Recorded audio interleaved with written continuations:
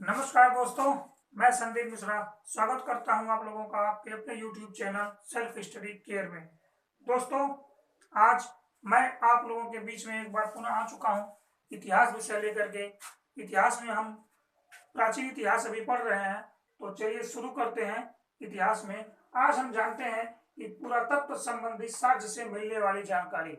पुरातत्व संबंधी साक्ष्य से मिलने वाली जानकारी, तो इसमें हम देखेंगे कि जो हमारे अभिलेख हैं, जो शिलालेख हैं, जो स्तंभ लेख हैं, उन सब के विषय में, स्तंभ लेख, शिलालेख के विषय में आज हम जानेंगे कि जो हमारे स्तंभ लेख, शिलालेख से जो जानकारी मिली है वह कौन कौन सी जानकारी मिली है और कहाँ कहाँ से प्राप्त हुई है।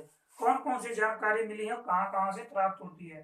तो इससे पहले हम एक बार जान लेते हैं कि अभिलेख किसे कहते हैं, शिलालेख किसे कहते हैं, स्तंभ लेख किसे कहते हैं। तो जो अभिलेख होते हैं, अभिलेख को पत्थरों को खोद करके लिखी गई जो जानकारी होती है, पत्थरों को खोद कर जो लिखी गई जानकारी होती है, उसे हम क्या कहते हैं, उसे हम अभिलेख कहते हैं। यानी कि बड़े बड़े चट्टान है और उन चट्टानों पे खुदाई करके कुछ कुछ लिख दिया जाएगा, उन चट्टानों पे खुदाई करके लिख दिया जाएगा, उसे हम क्या कहेंगे, उसे हम अभिलेख कहते हैं। फिर नंबर आता है कि शिलालेख। शिलालेख होता है कि छोटे छोटे पत्थरों पे लिखना ही शिलालेख कहलाता है। छोटे छोटे पत्थरों पर लिखना है क्या कहा जाता है, शिलालेख कहा जाता है। फिर होता है स्तंभ लेख। स्तंभ लेख ऊंचे ऊंचे स्तंभों पर ऊंचे होते हैं, वो स्तंभ लेख जो होते हैं वो ऊंचे होते हैं, उन पे लिखा जाता है। और जो लिखा जाता है जो लिखी गई जानकारी होती है वो स्तंभ लेख कहलाती है। क्या कहलाती है, स्तंभ लेख कहलाती है, स्तंभ लेख कहलाती है। तो ये तो हमारे हो गए अभिलेख, शिलालेख और स्तंभ लेख। लेकिन अब बात ये आती है कि जो ये अभिलेख होता है, अभिलेखों की जो जानकारी होती है, यानी कि अभिलेखों के अध्ययन को क्या कहा जाता है, अभिलेखों के अध्ययन को क्या कहा जाता है। तो अभिलेखों के अध्ययन को हम क्या कहते हैं, अभिलेखों के अध्ययन को हम एपिग्राफी कहते हैं। अभिलेखों के अध्ययन को हम क्या कहते हैं, एपिग्राफी कहते हैं। तो चलिए शुरू करते हैं। अब आगे उसमें क्वेश्चन है, अभिलेखों से संबंधित, स्तंभ लेखों से संबंधित कुछ क्वेश्चन हैं, उनको हम देख लेते हैं। तो क्वेश्चन होता है कि भारतीय पुरातत्व शास्त्र का पितामह किसे कहा जाता है। भारतीय पुरातत्व शास्त्र का पितामह अलेक्जेंडर कनिंघम को कहा जाता है। किसे कहा जाता है, अलेक्जेंडर कनिंघम को भारतीय पुरातत्व शास्त्र का पितामह कहा जाता है। फिर होता है कि वैदिक देवता इंद्र, गरुड़, इंद्र, वरुण, मित्र और नासत्य की जानकारी के साक्ष्य हमें किस अभिलेख से प्राप्त होते हैं। किसकी जानकारी, वैदिक देवता मित्र, वरुण, इंद्र और नासत्य के नाम की जानकारी हमें किसके साक्ष्य से प्राप्त होती है। तो आप कह सकते हैं कि आज से 1400 ईसा पूर्व का जो अभिलेख था, बोगास कोई एशिया माइनर, यानी कि तुर्की एशिया माइनर से, बोगास कोई की एशिया माइनर से हमें प्राप्त होती है वरुण, वैदिक देवता मित्र, वरुण, इंद्र और नासत्य के नाम की जानकारी। फिर अब हमें यह जानना होगा कि मध्य भारत में भागवत धर्म को विकसित करने का साक्ष्य हमको कहां से प्राप्त होता है। मध्य भारत में भागवत धर्म को विकसित करने का जो साक्ष्य है वह हमें यवन के राजदूत हेलियोडोरस के बेसनगर विदिशा के गरुड़ स्तंभ से प्राप्त होता है। गरुड़ स्तंभ लेख से प्राप्त होता है भागवत धर्म को विकसित करने के साक्ष्य की जानकारी। अगला आ जाता है कि सर्वप्रथम भारतवर्ष का जिक्र हमको कहां से प्राप्त होता है। तो सर्वप्रथम भारतवर्ष का जिक्र जो है वो हाथी गुम्फा अभिलेख से प्राप्त होता है। कहां से, हाथी गुम्फा अभिलेख से प्राप्त होता है। फिर ये होता है कि दुर्भिक्ष की जानकारी हमें कहां से प्राप्त होती है, किस अभिलेख से। तो जो दुर्भिक्ष की जानकारी प्राप्त होने का जो अभिलेख है वो स्वगौरा का अभिलेख है। कहाँ का अभिलेख है, स्वगौरा का अभिलेख है, दुर्भिक्ष की जानकारी प्राप्त होने का। फिर हो जाता है कि हुड़ का आक्रमण की जानकारी हमें कहां से प्राप्त होती है। हुड़ आक्रमण की जानकारी हमें भीतरी स्तंभ लेख से प्राप्त होती है। कहां से प्राप्त होती है, भीतरी स्तंभ लेख से प्राप्त होती है। फिर हो जाता है कि सती प्रथा की जानकारी है। सती प्रथा का पहला लिखित साक्ष्य हमें कहां से प्राप्त होता है। तो आप कह सकते हैं कि सती प्रथा का पहला लिखित साक्ष्य हमको एरन अभिलेख से प्राप्त होता है। कहां से प्राप्त होता है, एरन अभिलेख से हमें सती प्रथा का पहला लिखित साक्ष्य प्राप्त होता है। फिर एक मंदसौर अभिलेख होता है। मंदसौर अभिलेख में रेशम बुनकर की श्रेणियों की जानकारी प्राप्त होती है। इसकी जानकारी रेशम बुनकर की श्रेणियों की जानकारी मंदसौर अभिलेख से प्राप्त होती है। फिर होता है कि गर्तावास यानी कि गड्ढों के अंदर जो घर होते हैं उसकी जानकारी हमें कहाँ से प्राप्त होती है, तो उसकी जानकारी हमें बुर्जहोम प्राप्त होती है। ये जो गर्तावास थे इसमें आदमियों के यानी कि इंसानों के साथ साथ कुत्तों को भी दफनाने की परंपरा थी। किसको परंपरा थी? इंसानों के साथ साथ कुत्तों को दफनाने की परंपरा थी। और जो गर्तावास होते थे बकायदा सीढ़ी नुमा बनाया जाता था, सीढ़ियों से चढ़ करके अंदर जाया जाता था, इस तरह के बनाए जाते थे गर्तावास। इसकी जानकारी बुर्जहोम से प्राप्त होती है। फिर क्वेश्चन आ जाता है कि सिक्कों पर लेख लिखने का कार्य किसने किया था? तो सिक्कों पर लेख लिखने का सर्वप्रथम कार्य यवन शासकों ने किया था। किसने किया था? यवन शासकों ने सर्वप्रथम सिक्कों पर लेख लिखने का कार्य किया था। किसने किया था? यवन शासकों ने किया था। अब ये तो हमारे अभिलेखों के बारे में जानकारी हो गई। अब ये उठता है प्रश्न कि अभिलेख लिखने का प्रारंभ कहाँ से प्राप्त होता है? तो अभिलेख लिखने का जो प्रारंभ होता है वो कहाँ से मिलता है? ईरान से मिलता है। कहाँ से? ईरान से मिलता है। और ईरान के शासक किसने किया था? डेरियस ने किया था। अभिलेख लिखने का जो काम था ईरान के शासक डेरियस ने किया था। किसने किया था? ईरान के शासक डेरियस ने किया था। पहला जो अभिलेख था वह बोगस कोई एशिया माइनर वाला अभिलेख है। जो पहला अभिलेख था वो एशिया माइनर बोगस कोई वाला है। पहला जो अभिलेख होता है, जो पहला अभिलेख प्राप्त होता है वो एशिया माइनर का बोगस कोई अभिलेख को प्राप्त होता है। अब बात करते हैं हाथी गुम्फा अभिलेख उड़ीसा। हाथी गुम्फा अभिलेख उड़ीसा में किसकी चर्चा की गई है? हाथी गुम्फा जो अभिलेख है उड़ीसा, पहले पूछा जा सकता है हाथी गुम्फा अभिलेख कहाँ पे है, तो आप बता सकते हैं कि हाथी गुम्फा जो अभिलेख है उड़ीसा में है। फिर पूछा जा सकता है इसमें किसकी जानकारी प्राप्त होती है, तो आप कह सकते हैं इस अभिलेख में कलिंग युद्ध की चर्चा की गई। किसकी चर्चा की गई है? कलिंग युद्ध की चर्चा की गई है। और इस अभिलेख को लिखा किसने था? तो इस अभिलेख को खारवेल ने लिखा था। किसने लिखा था? इस अभिलेख को खारवेल ने लिखा था। और इसमें कलिंग युद्ध की चर्चा है। युद्ध के समय कलिंग का राजा कौन था? नंद राजा था। युद्ध के समय कलिंग का राजा कौन था? नंदराज था। हाथी गुम्फा अभिलेख में क्वेश्चन पूछेगा कि हाथी गुम्फा जो अभिलेख है वो कहाँ पे है, आप कहेंगे उड़ीसा में है।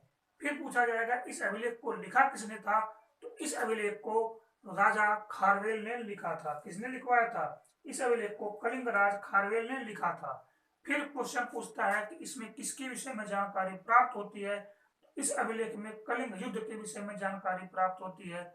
अगला इसी में क्वेश्चन बन सकता है कि कलिंग युद्ध के समय कलिंग का राजा कौन था, तो कलिंग युद्ध के समय जो कलिंग का राजा था वो नंदराज थे। कौन था? नंदराज था।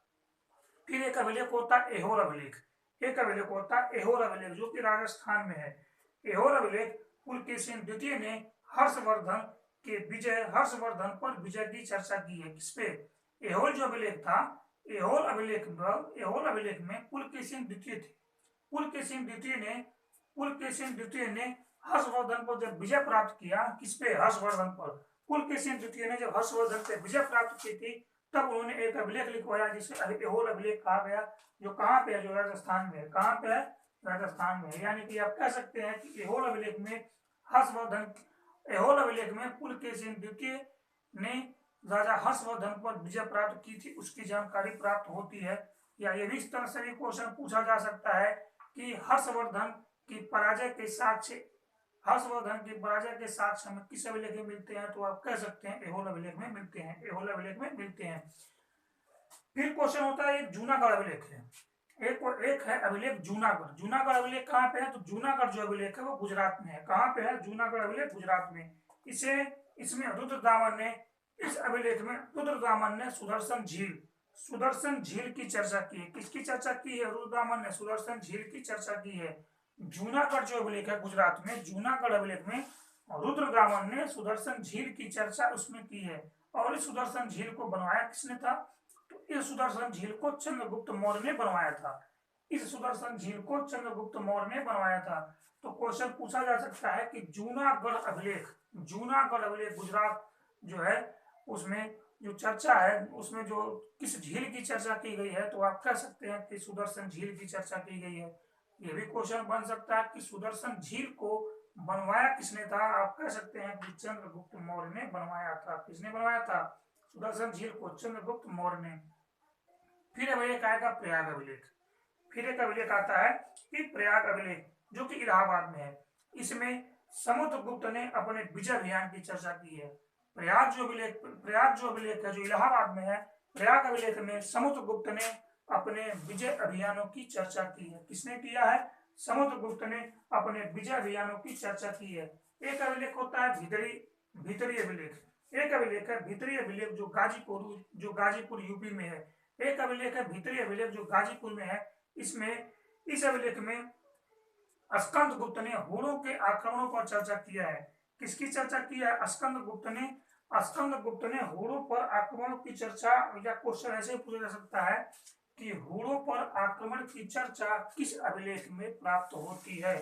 हुणों पर आक्रमण की चर्चा किस अभिलेख से प्राप्त होती है? तो आप कह सकते हैं कि भीतरी अभिलेख से।